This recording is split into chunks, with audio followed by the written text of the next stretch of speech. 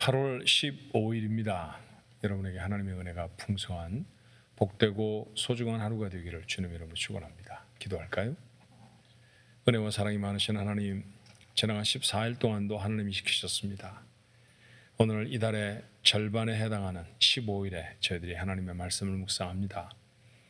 묵상, 마치 소가 여물을 또 씹고 다시 씹어 그곳에 있는 모든 양분들을 다 자기에게 섭취되게 하는 것처럼 우리도 하나님의 말씀을 다시 생각하고 또 생각해 우리의 삶에 담을 수 있는 귀하고 복된 시간이 되게 해 주옵소서. 예수님의 이름으로 간절히 기도하옵나이다. 아멘. 함께 부를 찬송은 찬송가 85장입니다. 구주를 생각만 해도 1절의 말씀을 1절의 그 가사를 제가 읽으면 이래요. 구주를 생각만 해도 이렇게 좋거든 주 얼굴 배울 때야 얼마나 좋으랴.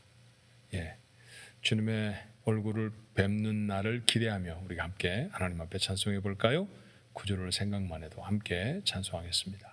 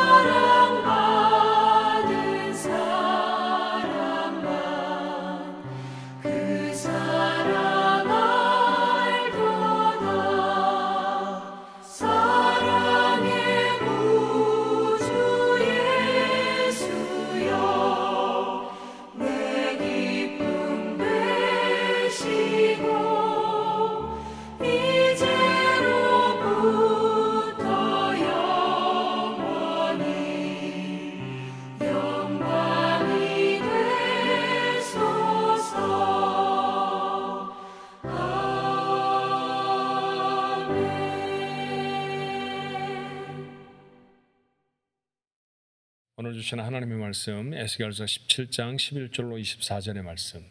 어제의 말씀을 조금 기억하면서 읽으면 좋을 것 같아요. 왜냐하면 어제는 비유의 말씀이었고요.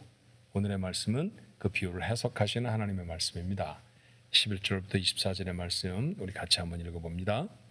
여호와의 말씀이 또 내게 임하여 이르시되 너는 반역하는 족속에게 묻기를 너희가 이 비유를 깨닫지 못하겠느냐 하고 그들에게 말하기를 바벨론 왕이 예루살렘에 이르러 왕과 고관을 사로잡아 바벨론 자기에게로 끌어가고 그 왕족 중에서 하나를 택하여 언약을 세우고 그에게 맹세하게 하고 또 그 땅에 능한 자들을 옮겨간다니 이는 나라를 낮추어 스스로 서지 못하고 그 언약을 지켜야 능히 서게 하려 하였음이거늘 그가 사절을 애굽에 보낸 말과 군대를 구함으로 바벨론 왕을 배반하였으니 형통하겠느냐? 이런 일을 행한 자가 피하겠느냐? 언약을 배반하고야 피하겠느냐? 주 여호와의 말씀이니라. 내가 나의 삶을 두고 맹세하노니 바벨론 왕이 그를 왕으로 세웠거늘 그가 맹세를 저버리고 언약을 배반하였은즉 그 왕이 거주하는 곳 바벨론에서 왕과 함께 있다가 죽을 것이라. 대적이 토성을 쌓고 사다리를 세우고 많은 사람을 멸절하려 할 때 바로가 그 큰 군대와 많은 무리로도 그 전쟁에 그를 도와주지 못하리라. 그가 이미 손을 내밀어 언약하였거늘 맹세를 업신여겨 언약을 배반하고 이 모든 일을 행하였으니 피하지 못하리라. 그러므로 주 여호와의 말씀이니라. 내가 나의 삶을 두고 맹세하노니 그가 내 맹세를 업신여기고 내 언약을 배반하였은즉 내가 그 죄를 그 머리에 돌리되 그 위에 내 그물을 치며 내 올무에 걸리게 하여 끌고 바벨론으로 가서 나를 반역한 그 반역을 거기에서 심판을 지며 그 모든 군대에서 도망한 자들은 다 칼에 엎드러질 것이요 그 남은 자는 사방으로 흩어지리니 나 여호와가 이것을 말한 줄을 너희가 알리라. 주 여호와께서 이같이 말씀하시되 내가 백향목 꼭대기에서 높은 가지를 꺾어다가 심으리라. 내가 그 높은 새 가지 끝에서 연한 가지를 꺾어 높고 우뚝 솟은 산에 심되 이스라엘 높은 산에 심으리니 그 가지가 무성하고 열매를 맺어서 아름다운 백향목이 될 것이요 각종 새가 그 아래 깃들이며 그 가지 그늘에 살리라. 들의 모든 나무가 나 여호와는 높은 나무를 낮추고 낮은 나무를 높이며 푸른 나무를 말리고 마른 나무를 무성하게 하는 줄 알리라. 나 여호와는 말하고 이루느니라 하라. 아멘. 말씀드린 것처럼 오늘의 말씀은 앞서서 있었던 에스겔서 17장 1절부터 10절에 기록된 비유에 대한 해석입니다. 이 비유의 말씀 여러분 기억하시죠? 색이 화려한 독수리가 한 마리 있었어요.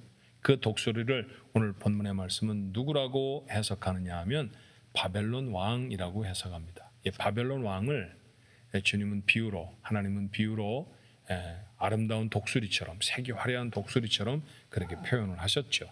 구체적으로 역사에 등장한 이 왕의 이름은 느부갓네살이라고 하는 왕입니다. 유다를 두 번, 마지막까지 하면 세 번 침공하지만 이미 두 번 침공을 했죠. 왕과 고관들을 사로잡아 갔습니다. 사로잡혀간 왕들이 어떤 사람이었느냐 하면 여호아하스, 첫 번째 605년 기원전 605년에 천혜를 왔을 때 잡아간 왕은 여호아하스였고요. 다음번 두 번째 천혜를 왔을 때 잡아간 왕은 여호야긴이었습니다. 자, 여호아하스가 잡혀갈 때 함께 잡혀간 사람들이 다니엘과 사드락과 메삭과 아벳느고와 같은 사람들이었고요. 두 번째 잡혀갔을 때 여호야긴이 잡혀갔을 때 함께 사로잡혀간 사람이 바로 오늘 이 성경을 기록하고 있는 에스겔이라고 하는 제사장이죠.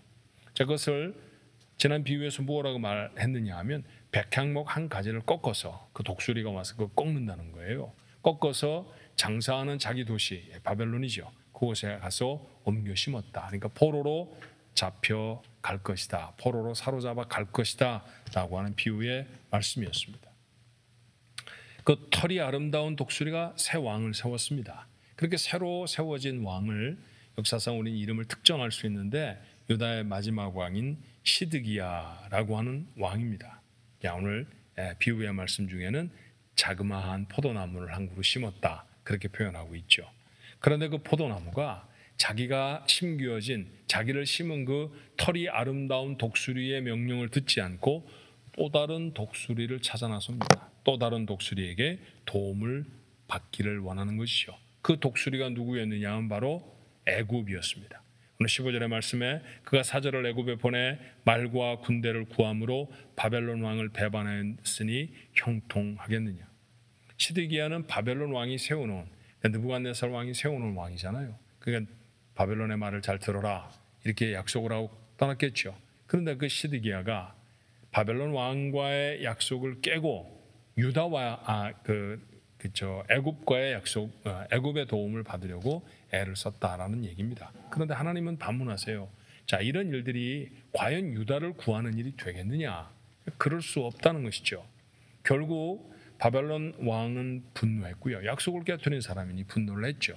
그리고 다시 쳐내려와서 시드기 왕을 잡아가고 시드기 왕이 그만 사망하고 맙니다. 유다는 멸망하게 되는 것이죠. 자, 이것이 바로 9절에 말씀하신 것처럼 뿌리를 다 뽑을 것이다 라고 하는 이야기예요.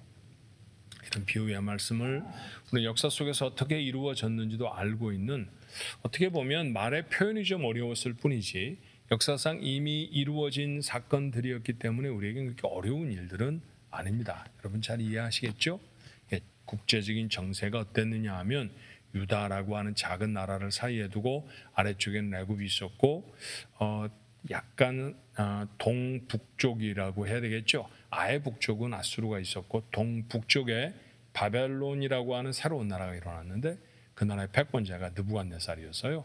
느부갓네살이 쳐내려왔다는 얘기입니다.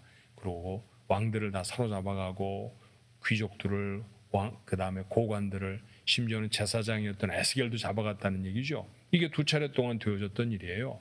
그렇게 떠나면서 왕 하나를 시드기야라는 왕을 세웠다는 거예요. 근데 시드기야 왕이 바벨론 왕의 말을 듣지 않고 애굽 사람들에게 말 좀 보내주십시오, 군대 좀 보내주십시오, 우리가 바벨론과 싸워서 이겨야 되겠습니다 라고 했다는 거예요. 그 이야기를 듣고 그 유다를 구할 수 있겠느냐. 바벨론 사람들이 다시 쳐내려왔죠. 느부갓네살이 세 번째 침공했을 때 그건 기원전 586년 혹은 587년이라고 하는데요.